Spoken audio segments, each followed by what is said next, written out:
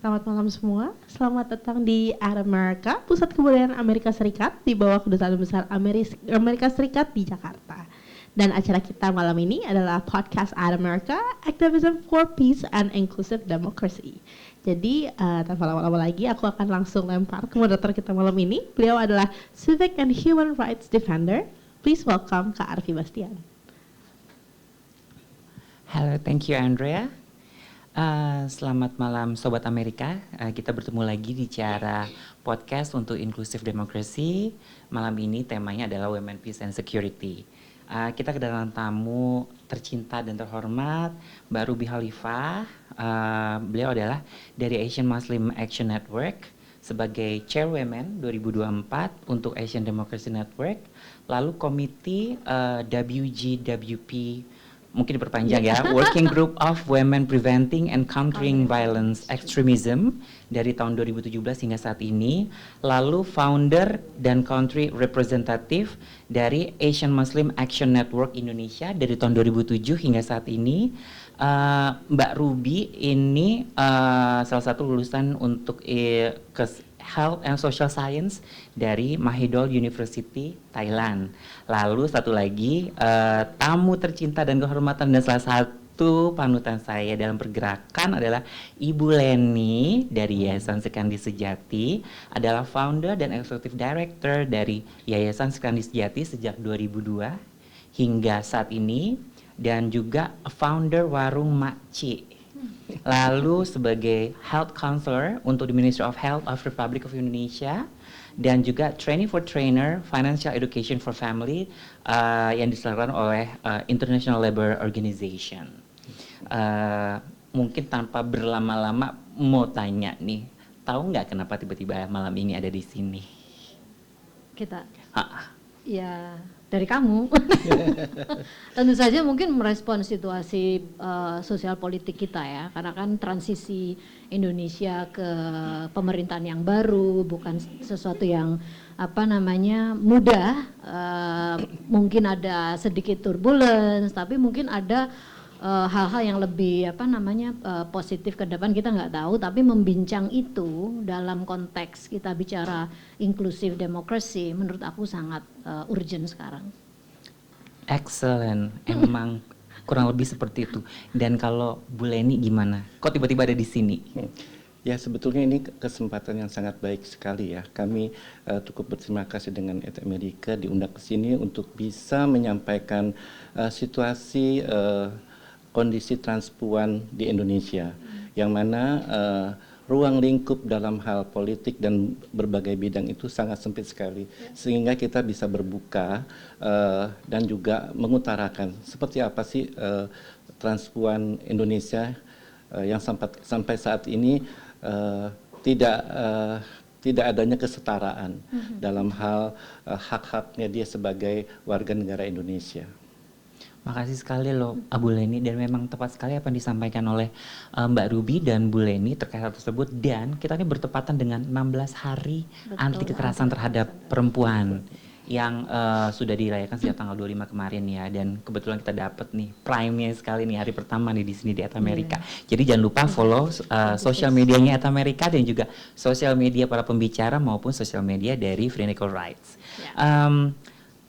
Jadi kenapa sih sekarang itu temanya juga Women, Peace and Security? Karena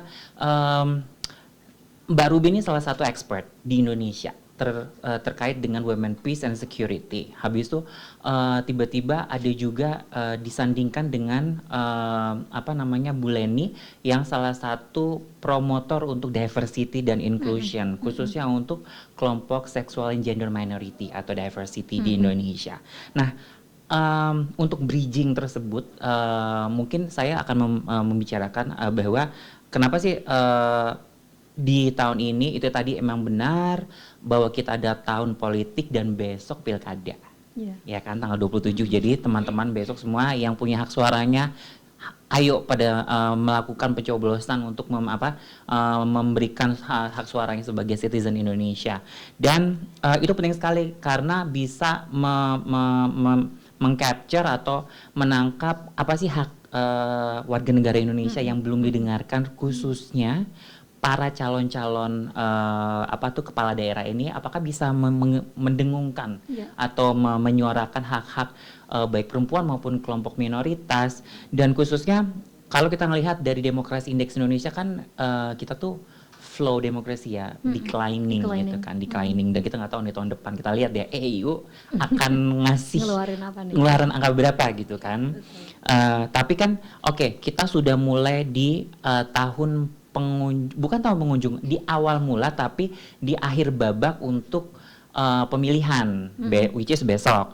Tapi dari perbincangan kita sebelum dari mulai podcast pertama waktu itu tentang women and entrepreneurship dan ekonomi, kita sempat berbicara, ada salah satu pembicara dari badan legislasi dan berbicara, dan salah satu entrepreneur, dan kita berbicara juga bahwa ada salah satu tantangannya yaitu tantangan ekonomi. Nah, kita mau berbicara kan, kita juga sebenarnya mulai nih transisi dari demokrasi, sebenarnya demokrasi tetap berjalan, tapi kita mulai akan mentransisikan lebih spesifik lagi. Kita harap di tahun depan kita berbicara lebih ke inclusive economy. Dan dari setiap pembicaraan tersebut tersirat bahwa ada isu kemiskinan di situ.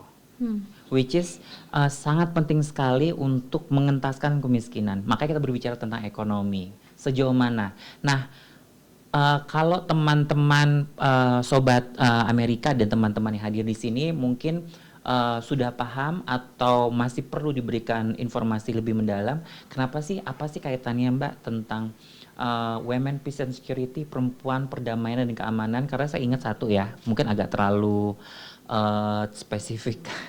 Resolusi Dewan Keamanan PBB 1325 dan sudah menelurkan 9 resolusi lainnya. 10 tepatnya. 10 bersama dianya sendiri ya berarti 10 terakhir karena ada female soldier untuk pengiriman pasukan perdamaian. Masih seputar penanganan konflik. Kekerasan. Oke. Nah, kira-kira bisa nggak memberikan kita pencerahan sedikit apa itu si Women, Peace and Security dan relasinya dengan ekonomi? Ekonomi kita apa ya? Apa gitu?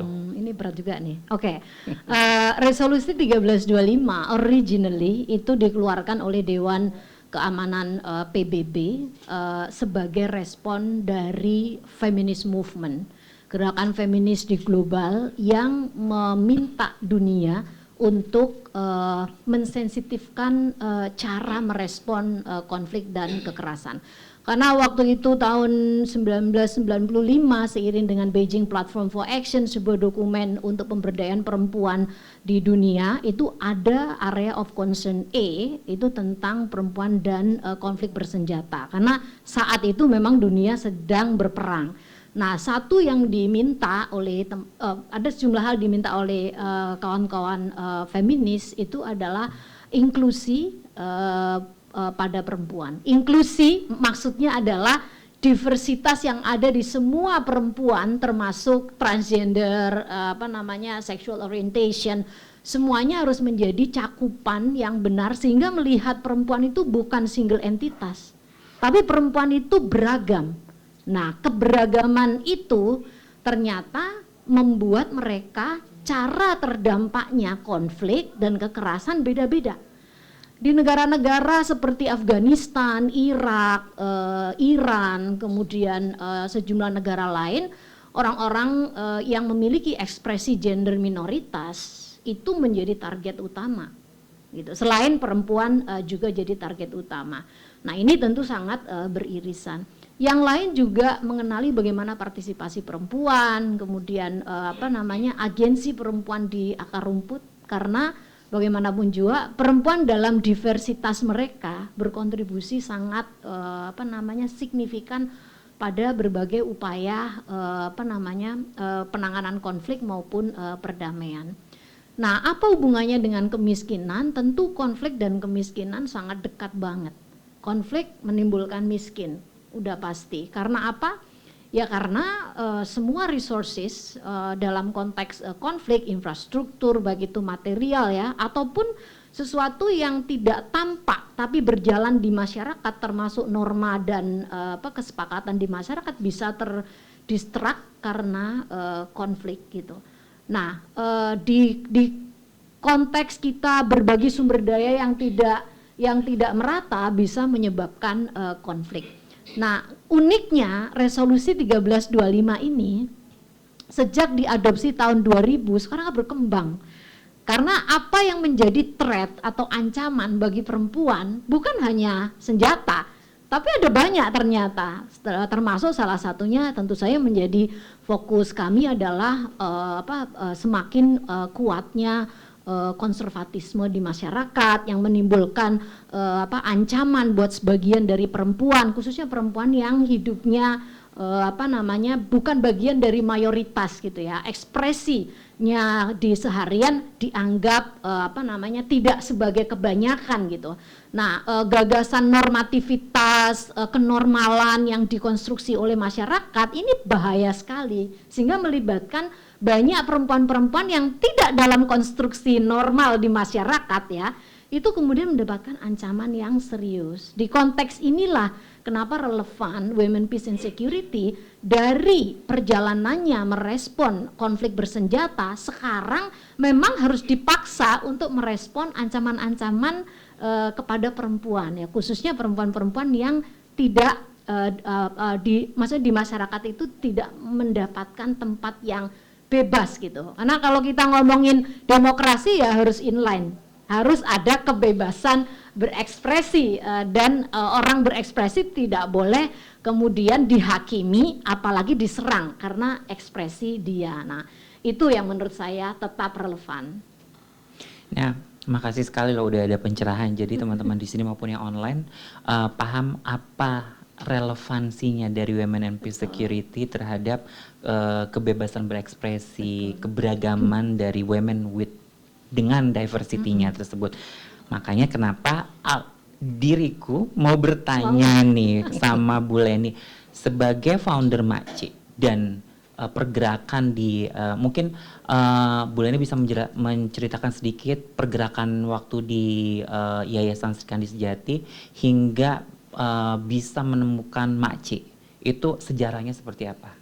Ya, sebetulnya ini sudah diborong sama Mbak Ruby ya. Saya akan menambahkan, di kelompok perempuan saja sudah terlihat ya. Padahal itu identitas gender yang laki-laki dan perempuan, tetapi itu masih tetap mendapat suatu hambatan. Apalagi di transpuan. Kalau kita membicarakan demokrasi itu kan ada prinsipnya ada kebebasan, keadilan, kan partisipasi dari masyarakat. Itu yang sangat penting. Yang sampai saat ini Indonesia masih dalam menghadapi kondisi yang signifikan.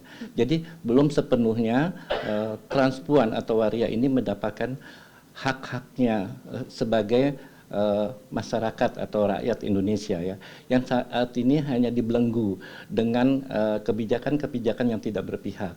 Itulah yang menyebabkan transpuan atau waria ini kurang suatu akan mengeluarkan ekspresinya terlalu dibelenggu sehingga tidak keluar apa yang diinginkan sebagai bagian dari masyarakat itu. Dan juga tentang penindasan dan intimidasi juga itu merupakan hal yang sangat mengganggu. Jadi dia ya kebanyakan masyarakat itu menindas mereka, mengintimidasi mereka, mereka tidak bisa mengeluarkan suatu pendapat untuk apalagi di bidang politik. Di tempat umum juga mereka juga hanya terbatas gitu. Dan juga negara juga tidak adil dalam hal ini gitu. Sehingga mereka merasa tertekan untuk bisa mengeluarkan apa yang diinginkan oleh kelompok transpuan tersebut, seperti itu. Kemudian juga toleransi di masyarakat juga yang menyebabkan stereotip negatif terhadap transpuan. Itulah yang menyebabkan mereka juga tidak berkembang, kedewasaannya juga merasa tersumbat gitu kan, sehingga mereka untuk berpikir lebih panjang itu ya terima nasib aja gitu. Tetapi itu kan bukan keinginan dari kita gitu, dari kelompok transpuan. Mereka mau hidup layak sebagaimana masyarakat yang lainnya. Seperti itu sebetulnya. Nah, kan kita sempat berbicara salah satu kondisi perempuan dan kemiskinan itu yang bisa mengarahkan konflik ya, konflik sosial kita berbicara, baik konfliknya secara vertikal maupun secara horizontal ya. Lalu kita berbicara ada beberapa kemungkinan ya, asumsi saya bahwa ada riset yang telah dilakukan terkait dengan persepsi kelompok perempuan dengan keberagaman, khususnya yang menjadi tantangan adalah untuk jumlah apakah perempuan dengan keberagaman ini masih hidup di dalam lingkaran kemiskinan, itu menjadi pertanyaan.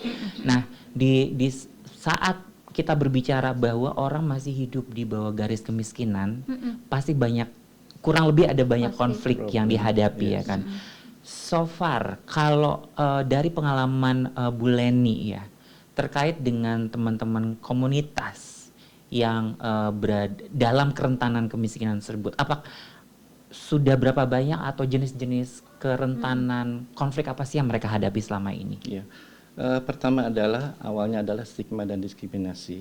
Dari situlah timbul dampak-dampak sehingga kondisi ekonomi dia tidak mampu. Kemudian juga mereka mendapatkan pendidikan juga yang tidak maksimal. Nah, dari situlah timbul konflik-konflik yang sampai saat ini juga belum terjawab oleh negara gitu.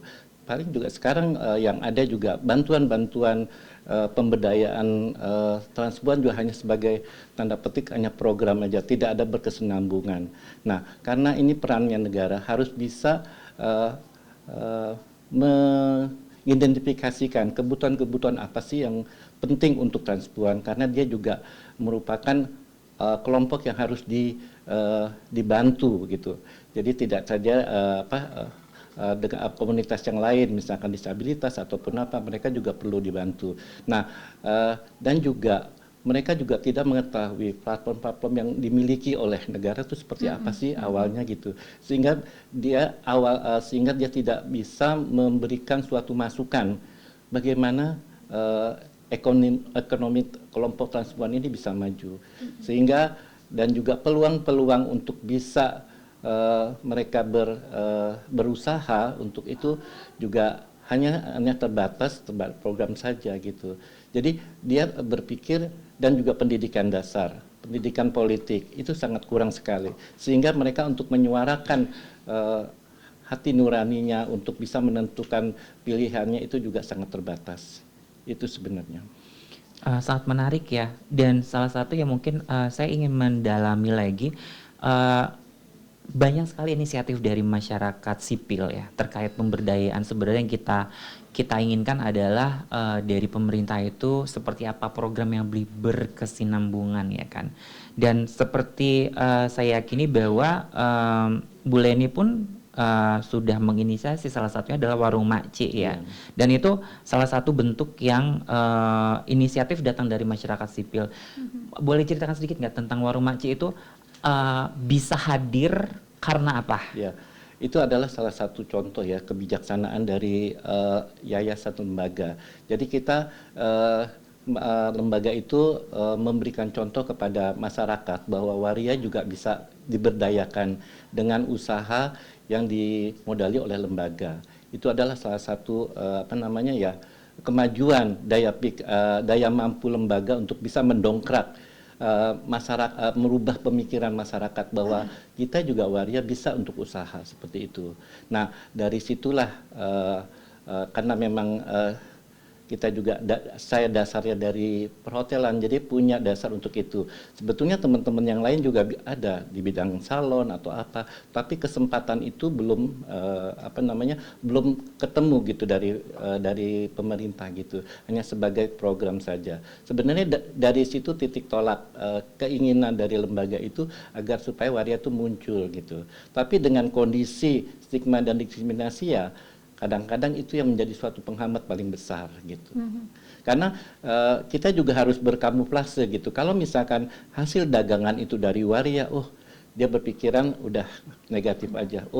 Nanti dia kotor atau kurang bersih dalam hal pengelolaan. Itu yang ada di masyarakat. Justru itu kita juga harus bisa memikirkan hal itu, strategi apa yang harus kita buat gitu, atau kemasannya bagaimana, rasanya bagaimana, atau penampilan kita bagaimana, itu yang penting sebenarnya. Jadi jangan sampai masyarakat itu warung itu dikelola oleh waria gitu. Oh, waria kan jorok atau apa. Nah, itu yang stereotip seperti itu yang harus kita contohkan kepada masyarakat bahwa kita bisa berdaya kok seperti itu. Oh, sangat menarik, banyak sekali informasi yang kita dapatkan ya. Jadi stigma diskriminasi itu juga sebenarnya salah satu faktor yang mendorong orang lebih ke dalam kemiskinan ya. Karena tidak ada kesempatan yang sama ya kan, baik tadi pendidikan, lapangan pekerjaan, di mana itu sudah terjadi GBV ya, kekerasan yang dilakukan secara kasat mata, kekerasan ekonomi, mereka tidak bisa mendapatkan hak yang sama dengan warga negara yang lain, mereka tidak bisa sekolah karena ekspresi gendernya seperti itu. Nah, kalau bagaimana sih menurut Mbak Ruby melihat hal tersebut gitu loh, dengan kondisi demokrasi Indonesia kita saat ini, melihat apakah ada arah yang lebih cerah ke depannya, apakah bagaimana itu bisa membalut bahwa isu perdamaian, perempuan, perdamaian dan keamanan itu bisa mengangkat memperbaiki suatu strata sosial, yaitu mengurangi angka kemiskinan. Otomatis kan dengan equal participation, berarti kan semua warga negara berhak ya untuk melakukan partisipasi itu di publik, sehingga bisa mendapatkan layak pekerjaan kalau memang teman-teman komunitas mau pekerjaan formal, ataupun misalnya bantuan dari pemerintah ataupun bantuan-bantuan lain seperti itu. Sebelum saya kasih ke Mbak Ruby, jangan lupa teman-teman kalau ada pertanyaan untuk scan QR-nya ada di website @Amerika atau ada di layar. Kalau misalnya sudah ada logonya, silakan di sebelah belakang untuk scan, karena pertanyaannya bisa ditampung melalui online atau daring. Nanti akan saya bacakan. Oke, silakan Mbak Ruby. Oke. Demokrasi kita declining. Maksudnya kita lagi merosot nih. Tapi sebenarnya situasi itu nggak terjadi setelah election 2024 lalu ya, tapi sebenarnya itu udah kelihatan. Salah satu hal yang menjadi ukuran itu tentu saja freedom of expression gitu ya, dalam bentuk apapun, gender, agama, etnik dan yang lain-lain. Karena itu yang menjadi pilar utama kalau kita bicara tentang demokrasi, seperti tadi Mbak Lendi bilang gitu. Nah, di konteks kita berekspresi ini, itu kita kemudian berkompetisi dengan kuatnya arus konservatisme di masyarakat. Nah, ini yang membuat pergeseran luar biasa di masyarakat kita ya. Dulu orang mungkin kalau ngomongin yang pakai jilbab ya, itu kita misalnya jalan atau kita ada di sebuah ruangan meeting tertentu, mungkin nggak layak orang kemudian mengoreksi cara kita berpakaian. Tapi dalam konteks saat ini bisa loh orang mengoreksi bahwa cara jilbab kamu salah atau kurang syar'i. Jadi orang-orang itu sendiri jadi kayak punya standar mana yang dikatakan layak gitu ya. Di mana standar itu dia dapatkan dari konsep kelompok tertentu. Nah, saya akan bilang Wahabisme kuat banget di Indonesia. Nah, ini yang kemudian membuat masyarakat kita seolah-olah kalau enggak di-attach-kan ke dalam agama itu kemudian enggak sah. Jadi apapun, termasuk bicara tentang korupsi, bicara tentang kemiskinan dan yang lain. Bukan berarti kita enggak boleh attach ke sana, tapi tafsir apa dulu nih yang dipakai gitu. Nah, sayangnya banyak sekali berseliweran dan media kita memfasilitasi betul bagaimana tafsir keagamaan yang konservatif itu justru dapat panggung. Ya, tokoh-tokoh agama yang progresif itu malah nggak dapat panggung di media sosial kita, misalnya di online gitu ya, dengan berbagai macam aspek. Nah, inilah yang membuat si digital ini betul-betul melakukan akselerasi yang luar biasa atau pemerataan konservatisme yang ada di masyarakat saat ini. Tanpa kesadaran penuh tentang rekognisi gitu, rekognisi kepada diversitas tadi itu ya. Indonesia itu kan diversitasnya luar biasa ya. Kita tuh nggak bisa loh mengakui Indonesia tapi nggak mengakui orang-orang di dalamnya, termasuk keragaman orang di dalamnya. menurut aku itu akan menyalahi konsensus bangsa kita. Nah, jadi akui dulu bahwa Indonesia itu beragam. Habis itu mesti dicek representasinya ada nggak di decision making proses kita. Kalau representasinya nggak ada, jangan harap akan dapat resources. Karena apa? Representasinya ini bisa langsung dari kelompok-kelompok yang ada, tapi bisa juga orang mayoritas tapi punya perspektif yang baik sehingga dia akan peka kepada semua kelompok. Sehingga ketika misalnya program-program BLT, PKH, apalagi beasiswa, UMKM, harus selalu diingat bahwa ada sekelompok masyarakat itu yang selalu termarginal.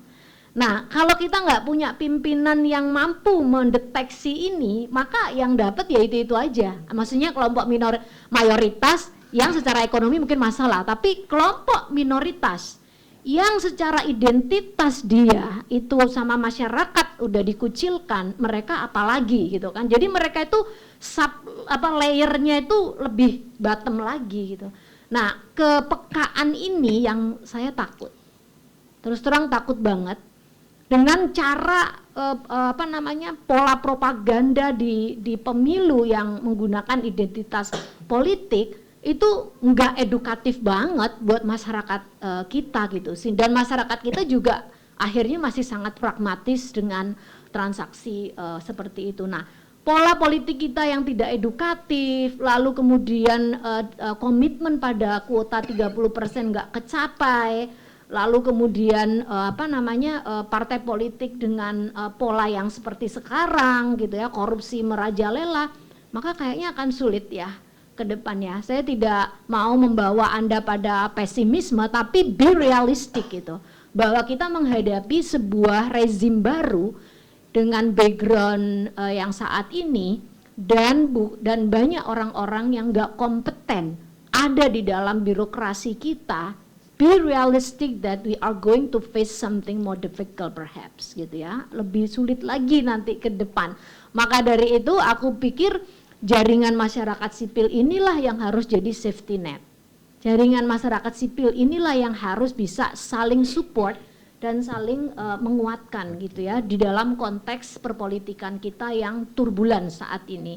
Jadi kalau mau dibilang kita kayaknya masih jauh selama korupsinya masih kuat banget ya, dan selama lembaga seperti Komnas ini enggak diletakkan negara sebagai lembaga penting untuk menyuarakan apa yang terjadi kepada kelompok-kelompok termarginal dan teropres, ya kita akan menghadapi sebuah state yang hanya akan bekerja di service-nya saja gitu ya, tapi enggak betul-betul deep down, betul-betul melihat kelompok-kelompok marginal dan memberikan tempat buat mereka. Nah, women, peace and security menurut saya sekarang definisinya jauh lebih luas, termasuk juga menghadapi tantangan violent extremism, climate crisis gitu ya, cyber, yang bagaimanapun juga saya yakin ada banyak kekerasan berbasis gender online juga terjadi di sana. Jadi kita perlu untuk mengangkat isu security, tapi dalam kacamata human security, in particular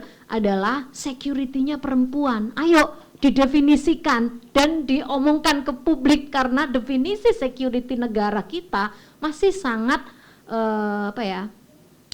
militeristik atau keamanan banget ya, sangat keamanan oriented gitu ya, belum betul-betul menyentuh security insani itu.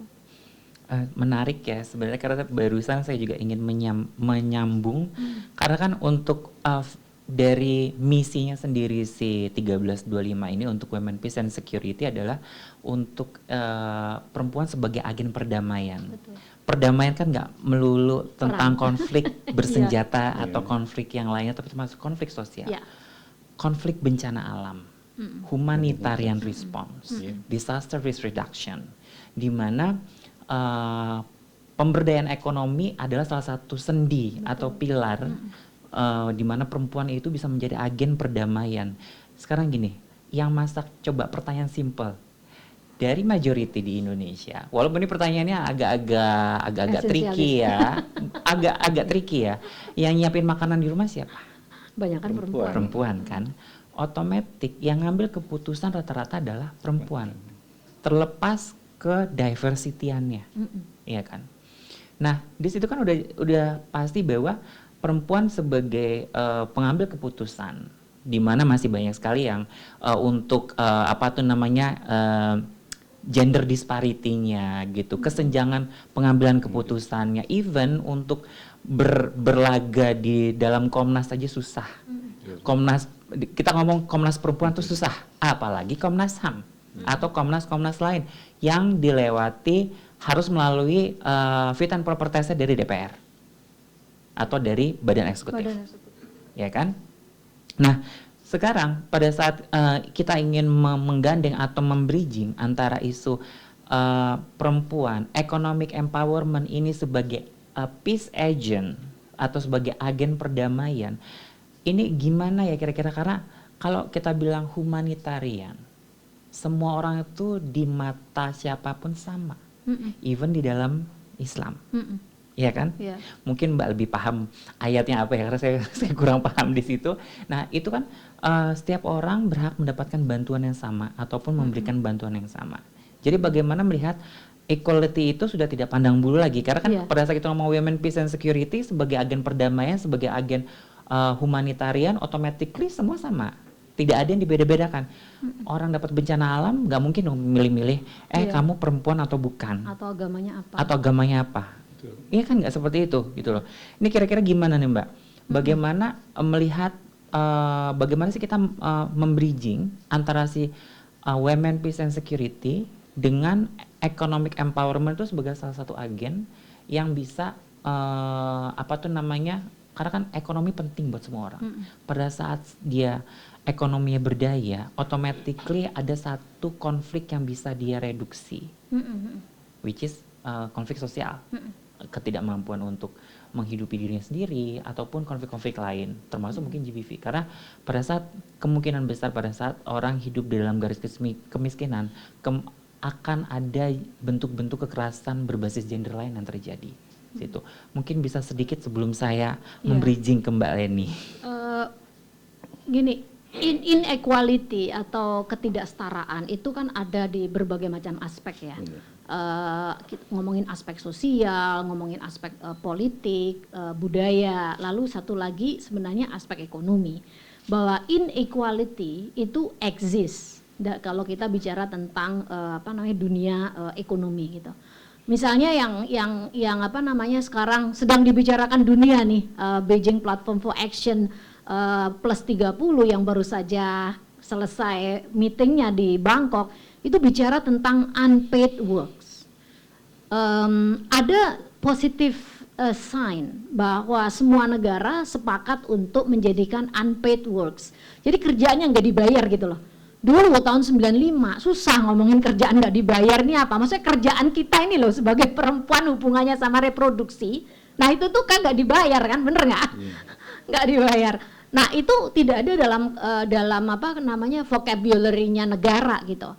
Tapi sejumlah negara-negara yang maju seperti Korea Selatan misalnya itu mentranslate-nya menjadi sebuah services yang diberikan di perkantoran ataupun fasilitas-fasilitas yang lainnya, di mana perempuan yang memiliki misalnya tanggung jawab reproduksi dia bisa menitipkan anaknya gitu ya, dan itu service buat mereka.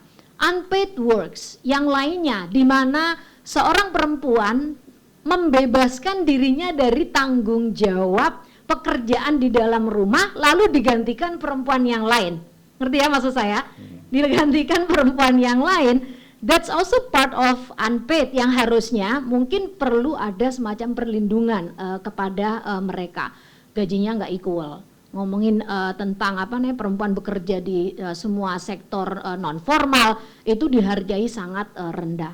Nah, balik ke konteks pemberdayaan ekonomi.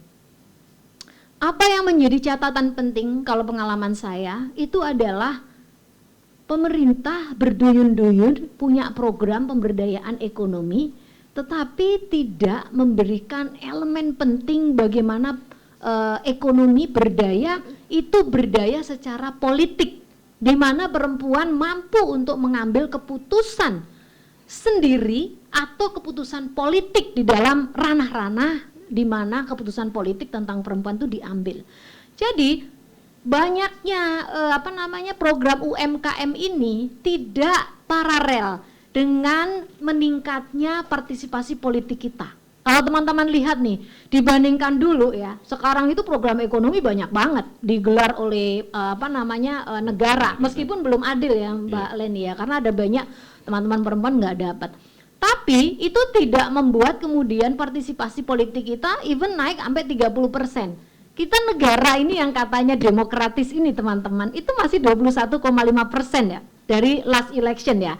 Nah, dibandingkan dengan negara tetangga di Timor Leste 34,5% partisipasinya. Itu artinya Indonesia sendiri juga belum begitu kuat untuk mendorongkan partisipasi politik kepada perempuan.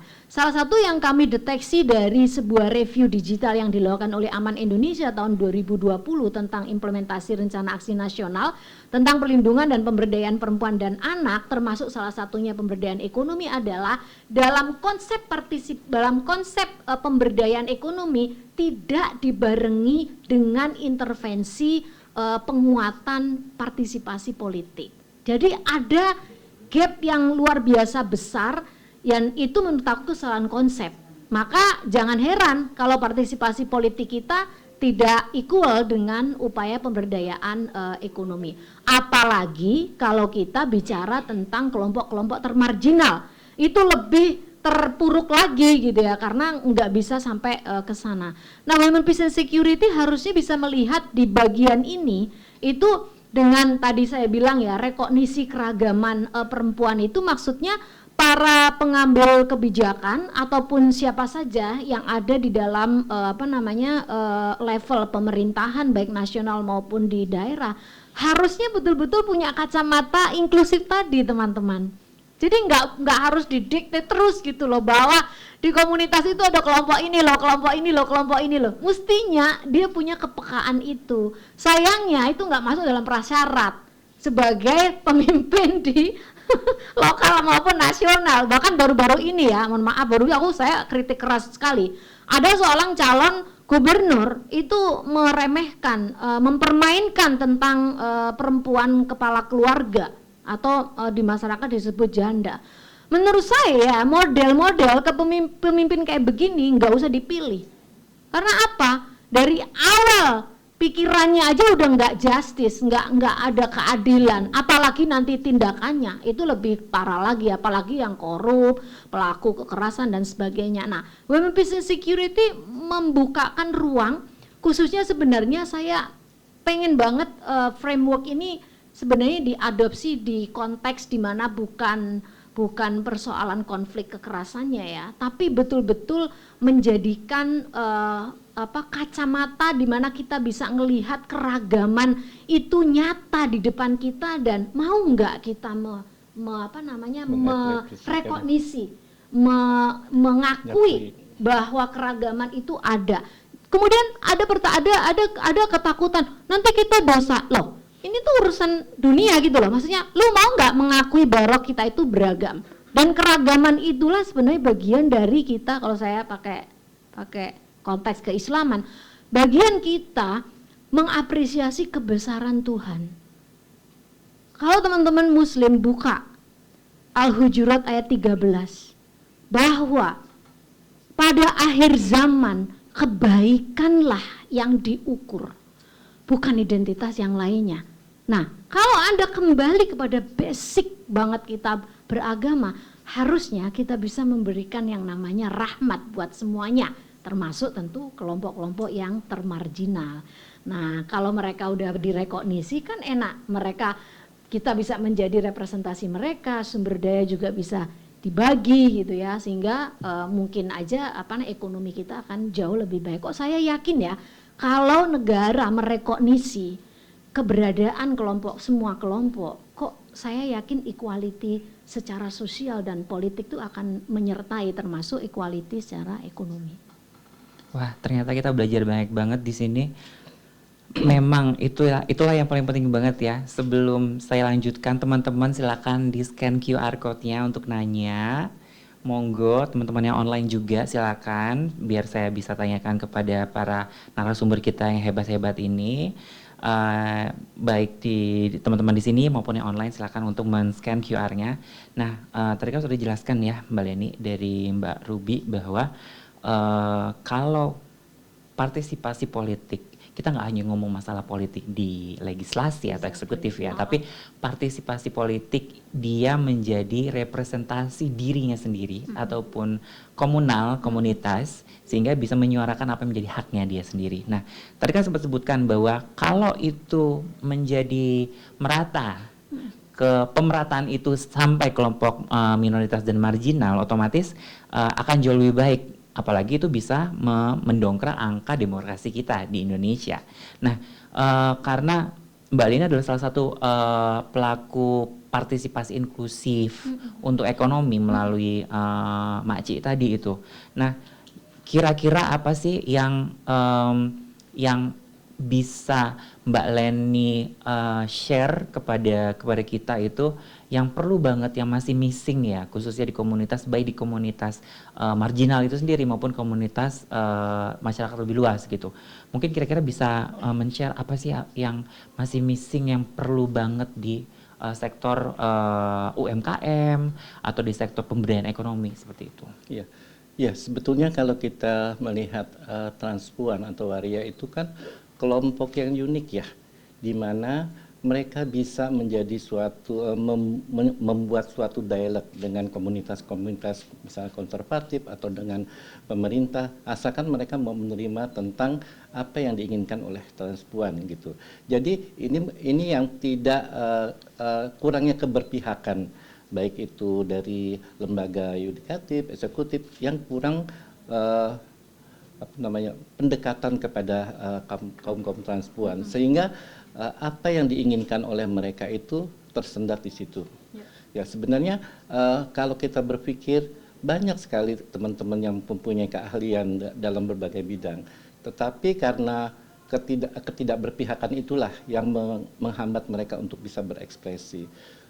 Sebenarnya kalau mereka bisa didengar apa keinginan mereka, saya rasa itu bisa menjadi suatu kemajuan untuk keadilan, kesetaraan dan juga kebersamaan, dan meningkatkan ekonomi mereka gitu. Dan mereka juga mempunyai suatu prestasi-prestasi yang bisa ya teman-teman mungkin bisa lihat ya gitu. Tetapi itu tidak adanya penghargaan, terus pengakuan juga dari mereka, karena transpuan itu dengan minoritas ya, jumlah minoritas, akhirnya kalau terjadi apa-apa bisa terlihat. Tetapi kalau di kelompok-kelompok lain itu karena mayoritas, akhirnya mereka diredam seperti itu. Itulah ketidakadilan yang selama ini yang harus kita rombak gitu loh, bahwa kita juga kelompok-kelompok rentan, kelompok marginal itu perlu diperhatikan sesuai dengan platform yang ada di negara kita sebenarnya. Itu sih sebenarnya. Nah, kalau menurut Bu Leni sendiri, penting nggak sih isu pemberdayaan perempuan melalui penguatan ekonomi itu tadi akhirnya bisa membantu membangun demokrasi Indonesia yang lebih baik? Itu sangat penting, karena dari ekonomi itu bisa terlihat ya kemajuan dari kelompok-kelompok rentan atau yang marginal itu, sehingga dia bisa berdaya, sehingga daya pikir mereka untuk bisa bersuara di dalam politik demokrasi itu bisa tersampaikan gitu loh. Itu yang negara harus pikirkan gitu. Karena selama ini ya mereka karena tidak berdaya dalam hal ekonomi, sehingga mereka untuk bergerak juga akhirnya tidak mempunyai keleluasaan untuk bisa bicara seperti itu. Jadi sebenarnya negara itu yang harus berpihak dulu, sehingga mereka juga bisa berkarya untuk bisa memajukan ekonomi mereka sendiri. Nah, menarik sekali ya, karena tadi kita sudah berbicara dengan partisipasi politik maupun sosial kan, termasuk salah satunya adalah dengan pemberdayaan ekonomi, penguatan ekonomi tadi itu sendiri bisa membantu untuk mengurangi angka kemiskinan ya. Nah, sedangkan sejauh mana sih yang sudah bisa Bu Leni lihat untuk partisipasi dalam kelompok marginal ini dalam isu perdamaian dan keamanan yang seperti kita bicarakan sebelumnya, kita ngomongnya jangan ngomong security masalah keamanan militeristik deh. Kita ngomongnya adalah keamanan si insani atau manusiawinya tadi itu, si manusianya itu. Bagaimana sih keamanan dari kelompok rentan itu sendiri gitu loh. Dan pelibatan dari komunitas marginal ini yang Mbak Buleni rasakan saat ini, sejauh mana sih sudah dilibatkan sih komunitas ini gitu? Sebetulnya ya Transpuan itu tidak meminta untuk penghargaan yang lebih ya. Jadi sebenarnya kita ingin disamakan dengan masyarakat lain, bahwa kita perlu keamanan, di mana keamanan itu bisa milik bersama gitu loh. Jadi hal itu sebetulnya kalau misalkan masyarakat tidak ada stereotip tentang negatif kepada transpuan, itu saya rasa kemajuan untuk keamanan diri si waria itu sih sebetulnya bisa dikondisikan gitu. Karena masyarakat yang begitu luas yang menstigma mereka, akhirnya mereka juga pasrah gitu. Tetapi untuk mengungkit kepasrahan itu juga perlu waktu kan, proses. Dia juga perlu pendukung. Nah, pendukungnya ini yang mereka tidak miliki gitu loh. Apa sih yang harus dia buat? Melalui mana sih yang mereka harus tempuh gitu. Itu yang kadang-kadang atau mengadu ke siapa gitu loh. Ini yang tidak jelas untuk teman-teman transpuan tersebut gitu. Misalkan dia ada di lembaga-lembaga yang untuk pengaduan publik gitu. Tetapi kita adu tapi tidak ada follow up-nya gitu. Sehingga mereka merasa sudahlah gitu. Karena kita juga suara kita tidak didengar, tidak ada follow up-nya gitu. Ya kadang-kadang juga ada tragedi kejadian-kejadian yang kita juga ada bagian yang misalkan waria mengalami kekerasan, kita dokumentasikan, kita adu polisi, tidak di follow up gitu. Itu contoh yang paling kecil saja gitu. Apalagi tentang bagaimana bisa memberdayakan mereka dalam hal ekonomi supaya mereka bisa tidak terdiskriminasi. Itu saya rasa ya peran negara itu yang harus memberikan suatu pendampingan khusus gitu untuk mereka, sehingga sedikit demi sedikit stigma di masyarakat. Karena kan modalnya di negara gitu loh. Nah kalau yang di bawah itu hanya mengikuti saja, karena kebijakannya yang nggak ada, tidak berpihak, akhirnya yang di bawah tuh mengekor gitu.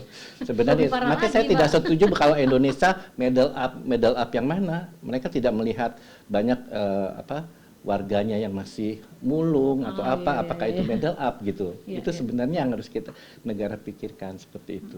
Menarik sekali sih ya, khususnya tadi bahwa disampaikan representasi itu atau partisipasinya itu angkanya malah tidak bertambah sama sekali ya, malah untuk malah yang menurun. Basic aja menurun. Untuk yang basic aja, untuk masalah laporan kekerasan aja itu tadi tidak di follow up dengan baik ya, walaupun sebenarnya ada masih ada tuh kan kita berbicara ini kan kalau misalnya teman-teman transpuan itu kan berhadapan dengan hukum ya.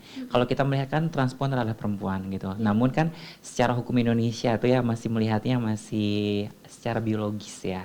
Jadi padahal ada peraturan peradilannya itu. Yang saya baca sih peraturan Mahkamah Agung kalau nggak salah 31 tahun 2017 kalau nggak salah ya. Saya lupa, baru baca tapi lupa nomornya. Itu sebenarnya sudah bisa diatasi, tapi kembali lagi para law enforcement-nya ini, para penegak hukumnya ini memang kapasitasnya belum sampai ke sana, sangat disayangkan gitu loh. Sehingga untuk hal-hal tersebut aja masih belum paham gimana mau peningkatan partisipasi gitu.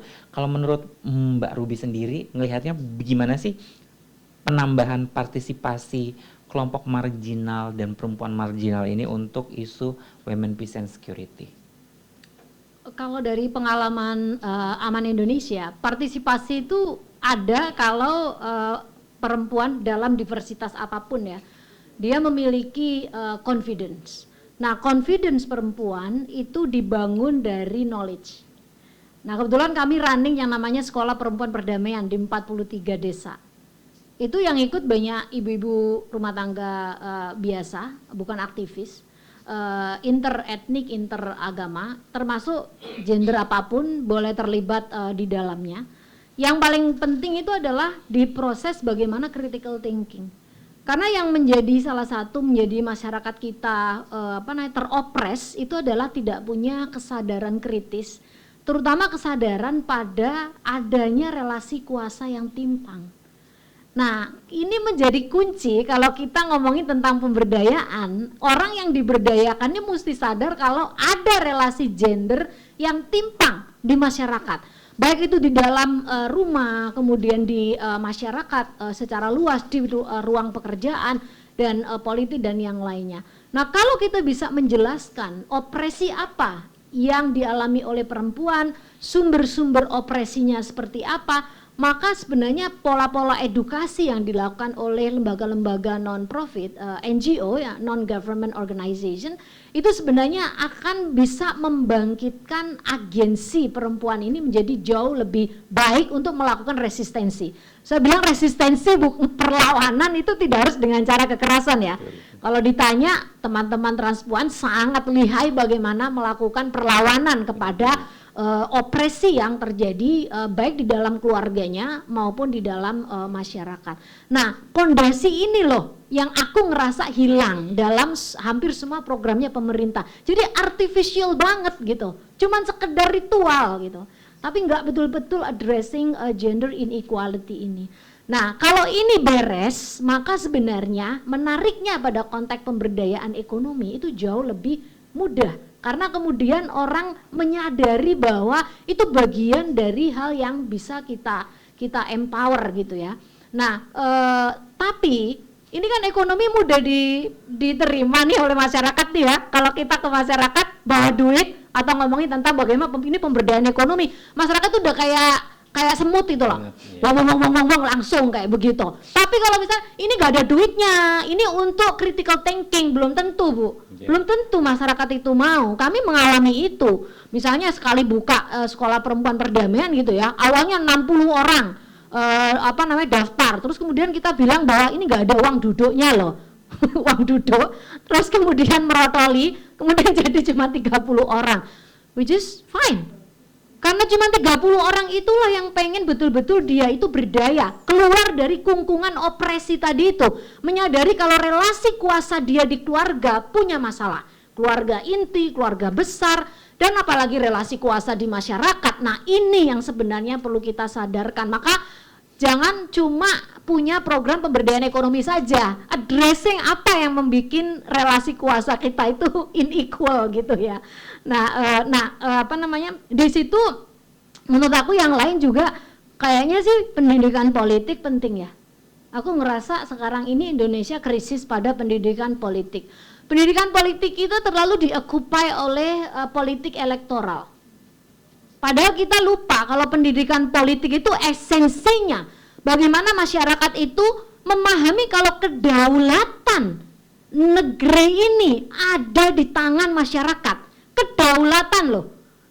Kalau kita kemudian memilih pimpinan kita di DPR atau presiden, wakil presiden, itu bukan menyerahkan kedaulatan. Ya, itu hanya menitipkan sebagian kecil saja agar mereka itu mendengarkan masyarakat. Kemudian ini kan kebalik, seolah-olah mereka itu segalanya kemudian menentukan nasibnya seluruh rakyat Indonesia, mending kalau pinter gitu ya. Nggak berpikir secara lebih inklusif, terus kemudian betul-betul melihat kelompok marginal, mempertimbangkan betul gitu sebelum mereka itu membuat kebijakan gitu, sehingga kita nggak panen kebijakan yang diskriminatif gitu. 241 perda diskriminatif against perempuan, transgender, dan yang lain-lain, itu sebuah tanda bahwa para elit kita merasa rakyat ini memberikan secara penuh kedaulatan, padahal enggak. Padahal mereka itu mestinya mandat mereka adalah betul-betul menaungi gitu ya, memberikan perlindungan kepada yang lemah. Nah ini maka pendidikan politik kalau seperti ini terus ya aku saranin kita semua memang harus punya pendidikan politik agar masyarakat itu betul-betul sadar kalau memilih gitu, apalagi kalau dikasih uang itu aduh masih diterima gitu loh. Itu yang sedih saya. Nah ini kan ini ada pertanyaan nih, jadi role role model kita berbicara. Jadi pertanyaannya itu adalah menjadi penting nggak sih role para agen perdamaian tadi ini, khususnya apakah menjadi penting role dari pemberdayaan ekonomi ini yang menyumbangsihkan terhadap demokrasi yang inklusif di Indonesia? Mungkin dari Bu Leni dulu. Ya, kalau itu sangat penting ya, karena role itu kan sebagai contoh ya, contoh kebaikan bagaimana kita mengekspresikan diri kita itu untuk kelompok-kelompok transpuan gitu. Jadi role itu bisa dipakai idealisme kita gitu. Idealisme kita bisa dipakai oleh teman-teman. Oh, bagaimana sih membuat idealisme yang baik gitu sebagai seorang transpuan sehingga dia bisa berdaya dan juga meningkatkan kondisi ekonomi di kelompoknya, bahkan bisa membantu kelompok-kelompok lain seperti itu. Jadi itu sangat penting. Jadi kita yang sebagai role itu harus mampu bisa memperlihatkan bagaimana idealisme kita tampilkan kepada mereka seperti itu. Berarti penting ya bahwa pemberdayaan ekonomi itu mensumbangsi dalam isu peace and security untuk demokrasi yang inklusif. Ya. Dan kita juga jangan tergantung kepada orang lain. Yes. Jadi galilah apa yang ada di diri kita, itu akan lebih baik daripada kita minta kepada orang lain. Setuju. Kalau aku ingin close dengan optimism ya teman-teman ya. Mungkin belajar dari praktek-praktek baik yang tersembunyi, mungkin dari jaringan Mbak Leni sendiri. Identifikasi praktek-praktek baik itu akan memberikan kita optimisme bahwa ada pada situasi khusus, pada kondisi khusus, ada masyarakat itu bisa menerima keberagaman itu. Yuk kita dokumentasikan tuh, apa nih yang bisa membuat masyarakat kita bisa menerima apa adanya keberagaman itu. Karena dengan begitu kita jadi punya amunisi gitu. Jadi nggak hanya cerita of suffering gitu ya, tapi cerita yang sukses itu perlu untuk dokumentasi sebagai apa? Sebagai tauladan tadi itu, sebagai tauladan agar masyarakat juga mungkin suatu saat bisa mengikuti ya jejak sebuah perubahan yang dibangun oleh masyarakat sendiri tentu saja. Nah ini udah mau closing nih, mungkin masing-masing satu statement penutup, apa sih yang ingin disampaikan terkait dengan si economic empowerment ini yang bisa menjadi bagian dari Women Peace and Security, dari Mbak Ruby dulu. Oke, Women Peace and Security, ada 3 kata kan, women. Tentu kita harus ingat diversitas di dalam perempuan, apapun diversitasnya, se ekstrim apapun. Mereka adalah bagian dari kebesaran Tuhan di dunia ini dan mereka penting untuk kita letakkan sebagai bagian dari kemanusiaan itu sendiri. Tak satu pun dari kita punya hak untuk melakukan diskriminasi, apalagi melakukan kekerasan kepada makhluk Tuhan ini, apapun kondisinya. Yang kedua adalah bicara tentang security. Security adalah keamanan insani, adalah tentu harus berasal dari rasa. Selama perempuan dalam diversitas ini tidak merasa aman di dalam rumah atau di luar rumah, artinya kita masih punya problem dengan security kita. Yang ketiga adalah persoalan perdamaian. Perdamaian yang genuine itu dirasakan dan sensitif dan banyak dilakukan oleh para perempuan. Mengapa? Karena ada peran-peran yang itu membuat perempuan itu sensitif. Salah satunya adalah peran reproduksi. Termasuk saya meyakini bahwa sensitivitas itu juga hadir di dalam segala performance perempuan di masyarakat. Maka kalau bicara Women Peace and Security satu paket. Salah satunya adalah your faith kepada diversitas ini, bahwa kemauan untuk rekognisi mereka dan memperbolehkan representasi mereka dan memastikan bahwa resources itu atau sumber daya itu dibagi secara equal. Thank you. Makasih. Dan Bu Leni nih closing statementnya. Ya, closing statement saya ya untuk teman-teman transpuan, percayalah pada diri sendiri, Anda sendiri, bahwa Anda adalah orang yang paling kuat dan jangan dan mengetahui diri Anda sendiri. Jadi galilah apa yang ada di dalam itu, itulah bekal hidup kita untuk bisa kita berdaya dan juga diakui oleh negara dan juga bisa merubah stigma dan diskriminasi yang saat ini kita alami seperti itu. Jadi sadarlah bahwa semua tidak ada batas usia kita untuk belajar, baik itu politik ataupun apapun di bidang apapun. Yang penting kita gali sumber daya kita yang ada. Itu sebenarnya kita mempunyai power. Transpuan itu ekspresinya sangat luar biasa. Jadi harus digali dan percaya diri. Itu saja. Terima kasih. Terima kasih baik Mbak Ruby maupun Bu Leni. Terima kasih sekali ada teman-teman yang sudah online maupun yang hadir saat ini di Amerika. Jangan lupa teman-teman yang offline untuk scan QR untuk survei pasca kedatangan ya nanti sebelum keluar dari ruangan. Dan saya terima kasih sekali untuk Amerika. Saya kembalikan kepada Andrea. Oke, terima kasih banyak untuk Kak Arvin untuk speaker kita hari ini untuk pembahasannya yang sangat inspiring. Semoga ke depannya lingkungan kita lebih inklusif lagi untuk women and other marginalized group. Dan kalau misalnya kalian merasa acara hari ini seru, tolong follow kita di social media. Kita ada di Instagram, Twitter, Facebook, dan tolong subscribe juga untuk YouTube channel dan newsletter kita juga. Terima kasih banyak semua yang udah datang hari ini. Sekali lagi dengan saya Andrea Auriel dan selamat bertemu di acara mereka yang lainnya. Dadah.